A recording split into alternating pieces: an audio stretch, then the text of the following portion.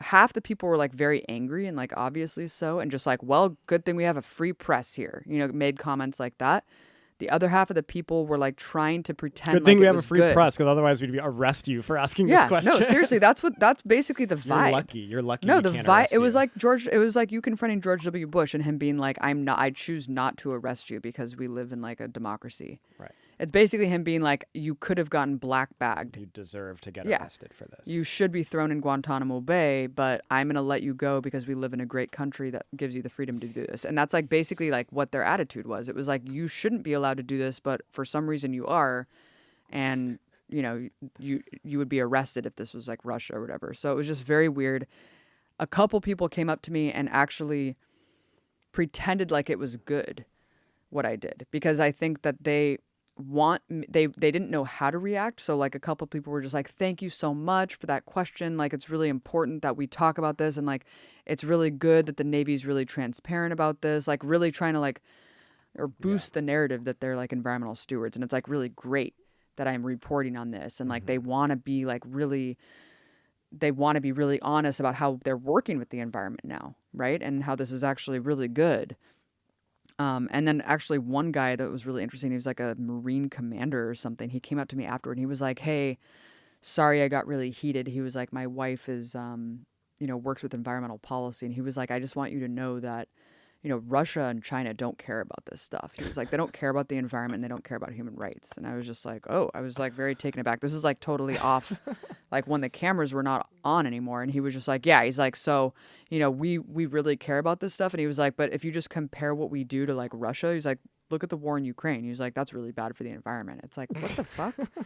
It was just really strange. It was like they didn't know how to handle it, So then we get this tour on the ship, and it was just surreal to see the amphibious land assault weaponry and systems, all the cool systems, all the cool tech. They showed us the 3D printer that they had to inventory. What were they making? Little like guys?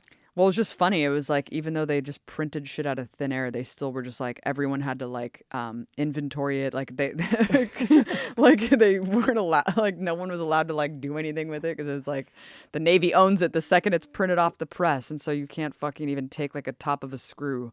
You have to like put a little barcode on it and be like, the Navy owns this.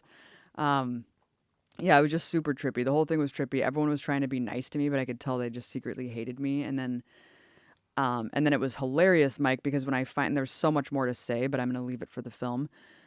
We get back to the base. We're actually going back to Pearl Harbor. That's where this was all launched from. We go back to Pearl Harbor. And just being on Pearl Harbor is funny too, because it's just like we were unjustifiably attacked. Like, this is like why World War II happened, because we were attacked at Pearl Harbor and blah, blah. It's just like you're just surrounded by all, like the whole thing when we were just being driven around. It was just like, yeah, it was just like, can you believe it that like this happened? It was just like these people were just sleeping soundly and like all of a sudden they were just bombed. It was just like, well, why were we in Hawaii? It was just like very weird. It was like, like that. It is strange that we were there. Yeah, it wasn't a state. It was somehow our military was there. Yeah, it's just like, like never really explained that part. Very far from the west coast of the U.S. Yeah, so we get back to the room, and then we're told, hey, we're gonna go and potentially do this press briefing with the Secretary of the Navy. And I was like, holy fuck! Like the fact that this might happen too is nuts. So we go there, everyone's set up, we're waiting another hour and a half for the Secretary of the Navy, and people are coming in and out. They're like, we really value a free press, but we have to get these we have to get like these bomb sniffing dogs to rummage through all your shit and make sure you're not gonna like blow us up. And they just like come in, there's like dog drool all over like our little snacks and everything, like I was just like, what the fuck?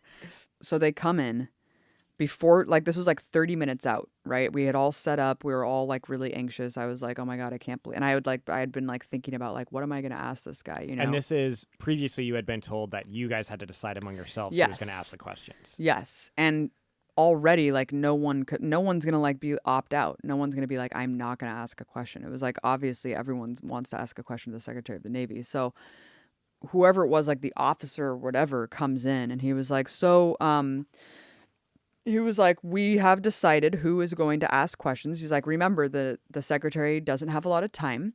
And he was like, so, and then he just runs through every person, including the cameraman, including the cameraman for the Taiwanese media, which was like, they weren't going to ask questions. They were, they were just there to film. Yeah. And he like literally included every single person there except me.